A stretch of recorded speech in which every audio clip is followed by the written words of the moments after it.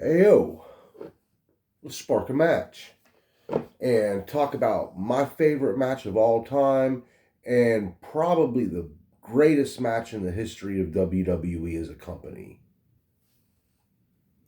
Stone Cold Steve Austin versus Bret the Hitman Hart from WrestleMania 13. Now, how did how did a match that ended up being the greatest match in the history of WWE happen? Well, the funny thing is, it wasn't supposed to. Going out of WrestleMania 12 after Bret Hart lost the WWE Championship to Shawn Michaels in an Iron Man match, he went away to do television for a while. He was doing a show in Canada called Lonesome Dove. So he was off of TV for a few months. Well, while he was off of TV, his contract expired. And when his contract expired, he started doing, not really negotiations, just, testing the waters with WCW to see what kind of interest and what kind of money was to be made there. But, so the decision was made and Bret Hart came back to the WWF. And from the second that he came back to the WWF and appeared on television, the course was set. It was going to be a rematch between Shawn Michaels and Bret Hart for the WWF Championship at WrestleMania 13. Well, somewhere along the way, Shawn Michaels lost his smile. Or that's what he said in the promo when he relinquished the WWF Championship in March of 97. So what had happened was Shawn Michaels had a knee injury and he talked to a doctor and he could no longer the doctor told him it would probably be best for him to not wrestle again. This is the story he tells. But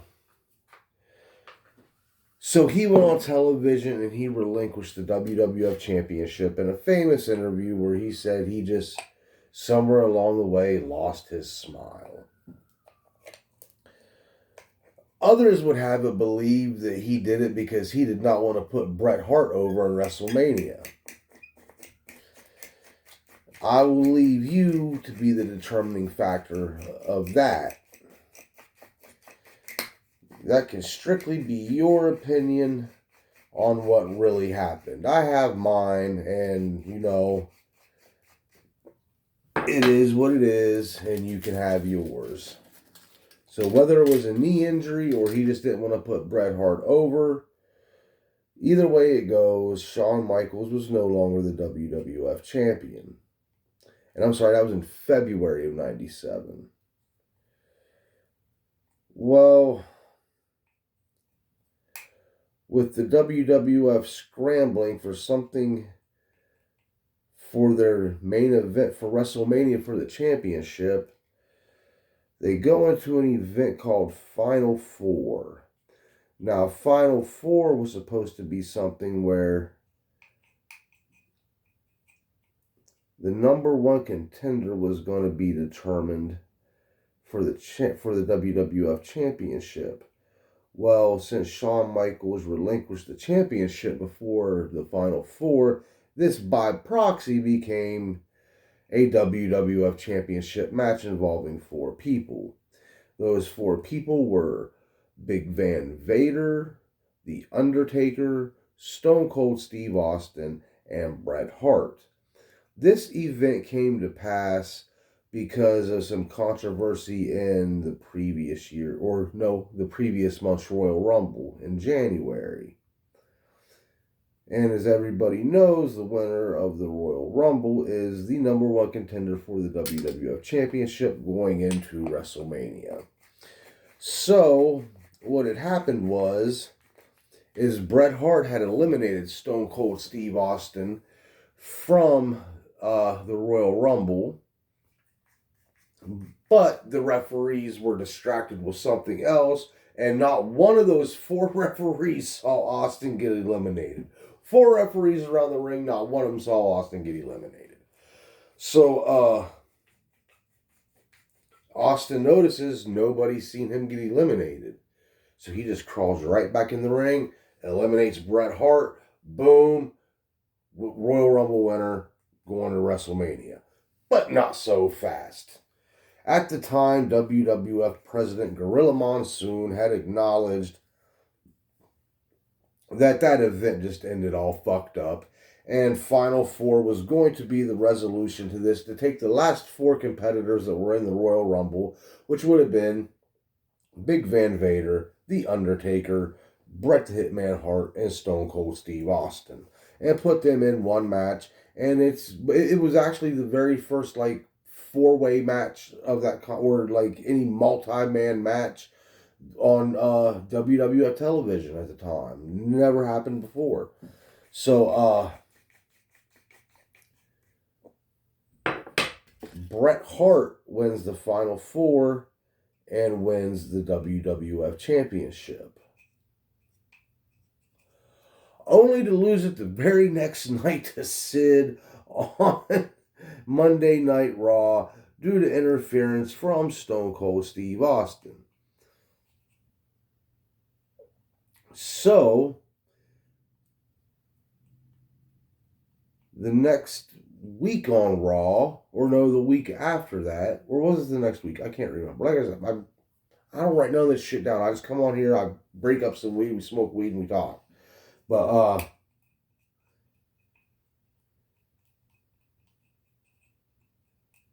So Sid Vicious is the new, or Psycho Sid is the new WWF champion, which just throws things in all kinds of disorder. Psycho Sid was never even in the,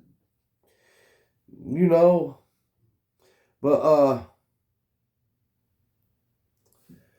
so the next week we get a cage match between Psycho Sid and Bret Hart for the WWF Championship, and if Bret Hart wins, okay, wait. Let me back up.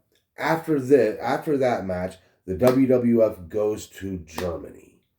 When they go to Germany, they have a Monday Night Raw there, and they have an in studio segment with Steve Austin, who is back in Connecticut, and due to him interfering in that match, Bret Hart wants some of Stone Cold Steve Austin. Now, Stone Cold and Bret Hart have had a rivalry since the summer of '96, but we'll get into that more at another time because I really want to review their '96 Survivor Series match. So we'll talk about their previous goings on at another time. So, but for now, we're just focusing on the build to WrestleMania 13. So since Steve Austin interfered in that match, Bret Hart wants him some more Stone Cold Steve Austin. So at WrestleMania 13, it's been announced that it's going to be a submission match, an I Quit match, between Bret Hart and Steve Austin. So if Bret Hart wins the WWE Championship from Psycho Sid on Monday Night Raw, this is the Monday before WrestleMania, by the way. So if he wins the championship, that match between Stone Cold and Bret Hart becomes a championship match. Instead of just a regular I Quit match, it'll be an I Quit match for the WWF Championship. So this doesn't rub The Undertaker the right way, who, became the number 1 contender for the WWF Championship and was going to challenge Sid for it at WrestleMania. So The Undertaker is not happy with that concept because there's a very good possibility that he will lose his title match if Bret Hart wins the title. So we go into this cage match and all kinds of interference starts happening. Stone Cold comes out to try to help Bret win the match, so the match will be a title match. The Undertaker comes out to thwart him, and then when it looks like Bret Hart's getting ready to win, he's getting ready to walk out the cage door and win the match, the Undertaker just takes the cage door and slams it straight on Bret Hart's face, man. So The Undertaker keeps his title match at WrestleMania 13, and it's the submission match with Stone Cold and Bret Hart. So yeah, that was a lot just to get to this match. But when we get to this match, holy shit. There has never been I had never seen anything like this in my entire up to that point my entire time watching wrestling. The only thing I can equate it to was the I Quit match between Ric Flair and Terry Funk in 1989. Very similar vibes, just a lot less blood. This match takes place at WrestleMania 13, and it takes place in the absolute best building this match could take place in. The Rosemont Horizon in Chicago is probably the best building for wrestling in the United States. Because it's this old building that was built, I think, in the 20s or 30s. And it's got these old wooden ceilings, and the sound just fucking reverberates off of those, man. And oh, dude, like, crowd sounds so loud in that building. And Chicago is such a great city for wrestling. But yeah, I put the Rosemont Horizon up there with, Madison Square Garden and the Greensboro Coliseum, buildings like that. Yeah, like that are historically great wrestling buildings. Yeah, the Rosemont Horizon is definitely one of those.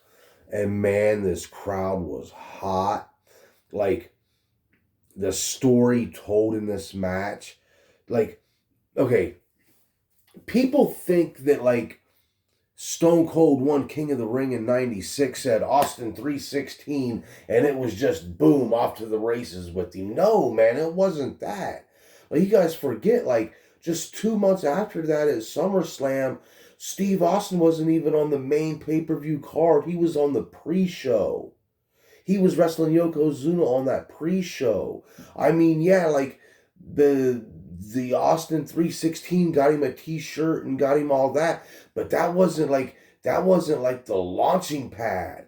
Bret Hart was the launching pad, and Steve Austin will even tell you that. He said countless times, without Bret Hart, there is no Stone Cold Steve Austin. Bret Hart made Steve Austin, and it was in this match that whole legend of Stone Cold Steve Austin was born, man. Ken Shamrock is the special guest referee in that. This was before Ken Shamrock became a wrestler. This was when he was just strictly known as being the UFC championship or the UFC champion. So he added so much legitimacy to this match. And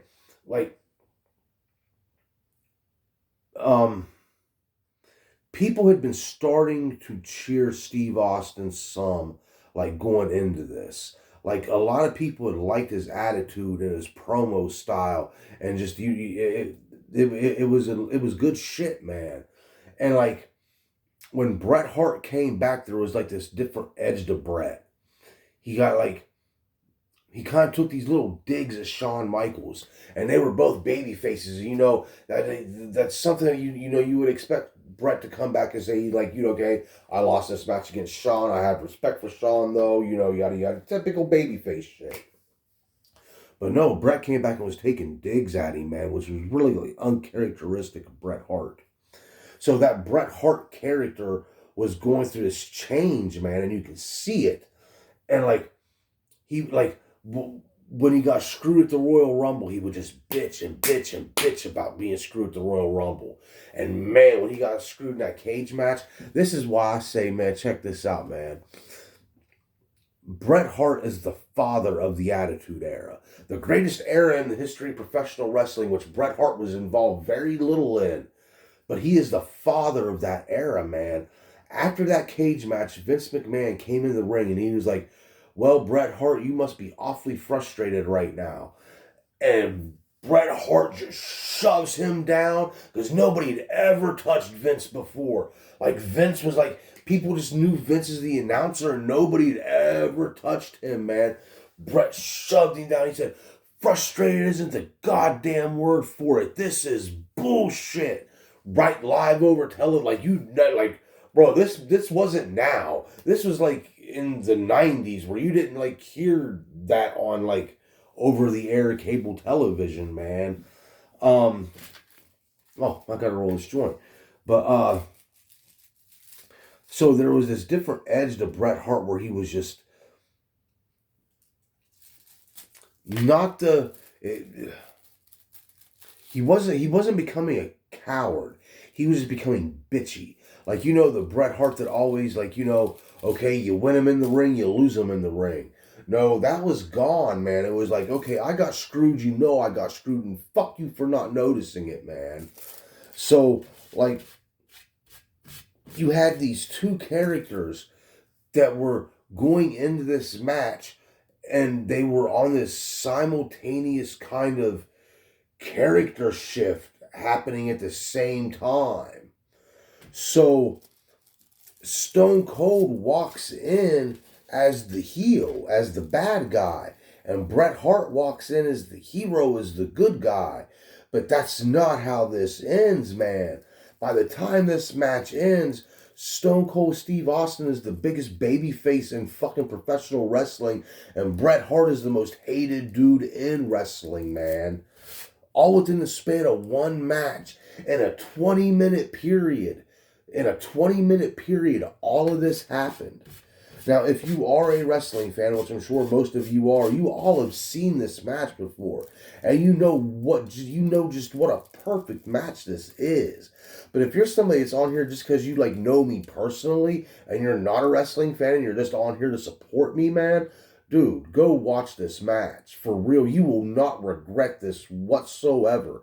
Take a half hour out of your life and go watch the greatest match to ever take place inside of a WWF ring.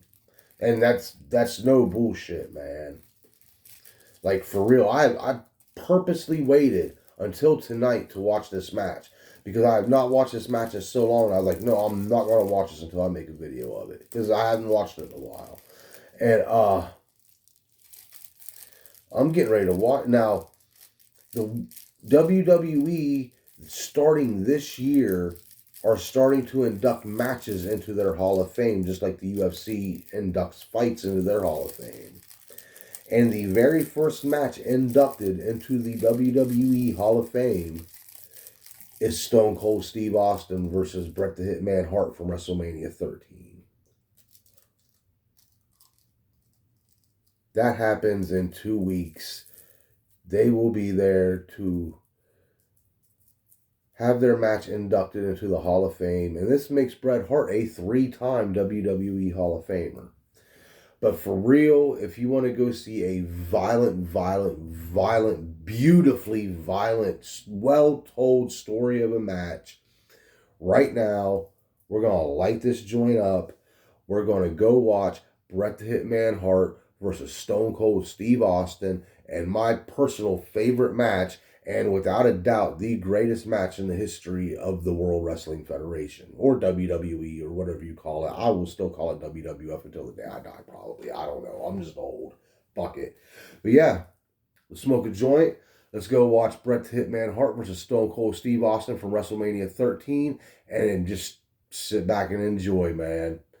Y'all, you know the drill. Like, comment, subscribe. A lot more. I'm getting a lot more subscribers, and a few people are commenting on some things. But let's get some more comments going, man. Let's get me in y'all's algorithm, man. All right, y'all have a good night. Stone Cold Steve Austin, Bret the Hitman Hart, WrestleMania 13. Let's go check it out, man.